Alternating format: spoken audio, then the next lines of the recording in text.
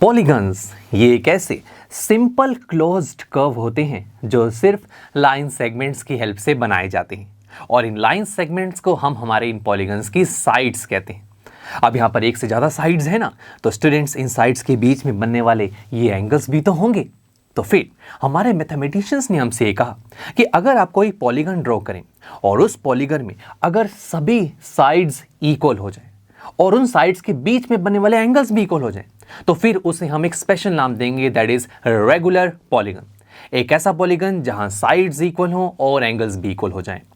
अब दोस्तों मैथ्स में जब भी कोई चीजें कुछ क्वांटिटीज इक्वल होती हैं ना, तो उसे हम एक मार्क लगा देते हैं, सेम मार्क लगाते हैं उन क्वांटिटीज पर, ताकि वो हमें इक्वल दिखाई दें। जैसे कि यहाँ पर तीनों साइड्स इक्वल हैं, तो यहाँ पर हम एक मार्क लगा देते हैं।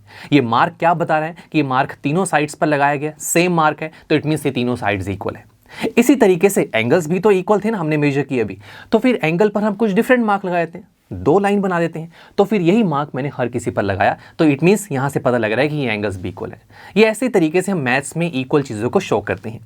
अब दोस्तों एक और इंटरेस्टिंग फैक्ट ये है कि मैथमेटिक्स में हम इक्वल साइड्स को कहते हैं इक्विलेटरल और इक्वल एंगल्स को हम कहते हैं इक्वी एंगुलर।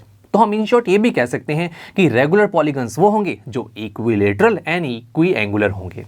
चलिए ये तो हो गया, रेगुलर की कैटेगरी में डाल देते हैं इसको। बट अगर मैं एक ऐसा पॉलीगन ड्रॉ कर दूं जहां पर, देखो मैं पहले पॉलीगन ड्रॉ करता हूं, हाँ, अब इस पॉलीगन में अगर मैं साइड्स को मेजर करूं, साइड्स इक्वल नहीं है, एंगल्स को मेजर किया जाए, एंगल्स भी इक्वल नहीं, तो फिर कैसे भी कोई नाम दिया गया? बिल्कुल। अब देखो यार, जहां पर साइड्स और एंगल्स दोनों इक्वल थे तो वो रेगुलर पॉलीगन था। अब यहां पर साइड्स और एंगल्स दोनों इक्वल नहीं है, तो ये हो जाएगा एक इर्रेगुलर पॉलीगन और फिर इसे इर्रेगुलर पॉलीगन की कैटेगरी में डाल देंगे। सिंपल। चलो एक और एग्जांपल देखते हैं। ये देखो मैंने एक और पॉलीगन बनाया, राइट? तो आप सोच रहे हैं कि कौन सा पॉलीगन है, याद कीजिए कितनी साइड्स हैं, 1 2 3 4 5 5 साइड्स हैं, तो वो ये पेंटागन है, राइट? तो आपको पता होना चाहिए कि मैं कौन सा पॉलीगन यहाँ पर बना रहा हूँ। अब देखा जाए ध्यान से तो यहाँ पर साइड्स यस इक्वल है, तो मार्क लगा देते हैं ताकि पता लग जाए कि हाँ जी साइड्स तो इक्वल होगी। ऐसी एंगल्स को मेजर किया गया तो बिल्कुल एंगल्स भी इक्वल आ रहे हैं, तो बस दोस्तों तो फिर ये रेगुलर पॉलीगन की कैटेगरी में डाला जाएगा। एक और देखो, यहाँ पर अब मैंने कुछ इस तरीके का पॉलीगन ड्रॉ किया, बिल्कुल देखो लाइन सेगमेंट्स की हेल्प से सिंपल क्लोज कर्व बनाया है। तो यहाँ साइड्स को देखा जाए तो हाँ साइड्स बिल्कुल इक्वल हैं। एंगल्स को देखा जाए, नहीं यार एंगल्स इक्वल नहीं दिख रहे, कभी छोटे हैं और कभी बड़े एंगल आ रहे हैं, है ना? तो ये एंगल तो इक्वल नहीं है, तो फिर आप क्या करें, इसे रेगुलर में डालिए या रेगुलर में? तो स्टूडेंट्स ये बात भी आपको हमेशा ध्यान रखनी है, रेगुलर के लिए दोनों कंडीशन का सेटिस्फाई होना बहुत ज़रूरी है। साइड्स और एंगल्स दोनों इक्वल होनी चाहिए। अगर दोनों में से कोई एक कंडीशन अगर सेटिस्फाई हो गई और दूसरी ना हुई, तब भी हम उसे इर्रेगुलर में ही डालेंगे। ये बात आपको हमेशा ध्यान रखनी है, तो ये जाएगा इर्रेगुलर की कैटेगरी में। तो कितना सिंपल सा कॉन्सेप्ट था। चलो लास्ट अब आपका टेस्ट लिया जाए, चलो शुरू करते हैं। एक पॉलीगन मैंने यहाँ ड्रॉ किया, यस। अब पहले साइड्स मेजर की, बिल्कुल दोस्तों साइड्स सारी इक्वल हैं और एंगल्स भी इक्वल हैं, सो रेगुलर में जाएगा। अब एक और ड्रॉ करते हैं, देखो बिल्कुल सिंपल सा फिगर मैंने ड्रॉ किया है, साइड्स को मेजर किया, साइड्स इक्वल है, एंगल्स को मेजर किया, एंगल्स इक्वल नहीं है, तो फिर ये इर्रेगुलर की कैटेगरी में जाएगा। सिंपल। तो इस तरीके से आप पे आइडेंटिफाई कर सकते हैं कि कौन से पॉलीगन रेगुलर है और कौन से इर्रेगुलर। बट अब लास्ट में एक अमेजिंग फैक्ट बताऊं स्टूडेंट्स, अगर आप रेगुलर पॉलीगन्स में सभी पॉलीगन को देखोगे तो आपको एक इंटरेस्टिंग चीज़ दिख रही है। इन सभी पॉलीगन्स में आप डायगोनल्स को ड्रॉ करके देखो। अब ट्राइंगल में तो देखो हम डायगोनल बना ही नहीं सकते, बिकॉज उसके जो वर्टिसेस होते हैं साइड्स के अलावा हम किसी भी लाइन से ज्वाइन नहीं कर सकते इनके वर्टिसेस को, तो ट्राइंगल में तो हम डायगोनल नहीं बना पाएंगे।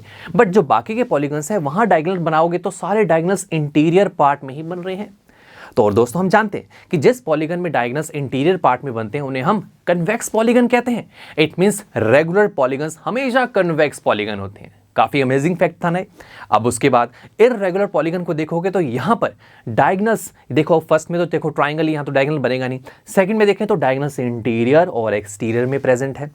थर्ड में देखोगे तो यहाँ पर सिर्फ इंटीरियर में प्रेजेंट है।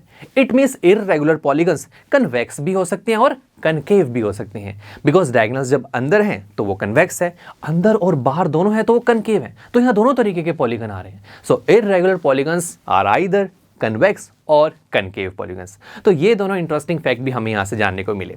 तो स्टूडेंट्स यहाँ तक तो हमने बात की equal sides and equal angles की। अगर पॉलीगन्स की साइड्स एंड एंगल्स इक्वल हैं तो उसे रेगुलर पॉलीगन कहा जाएगा, और अगर साइड्स और एंगल्स में से कोई भी अगर एक अनइक्वल हो जाता है या दोनों अनइक्वल हो जाते हैं तो उसे इर्रेगुलर में डाल दिया जाएगा। अब अगर मैं सिर्फ एंगल की बात करूं तो रेगुलर और इर्रेगुलर में जो अंदर की तरफ एंगल्स बनते हैं ना, चाहे वो इक्वल है या नहीं है, इन सभी एंगल्स का जो सम है वो हम जान सकते हैं कि क्या होगा, पहले से ही जान सकते हैं, कोई भी पॉलीगॉन हो।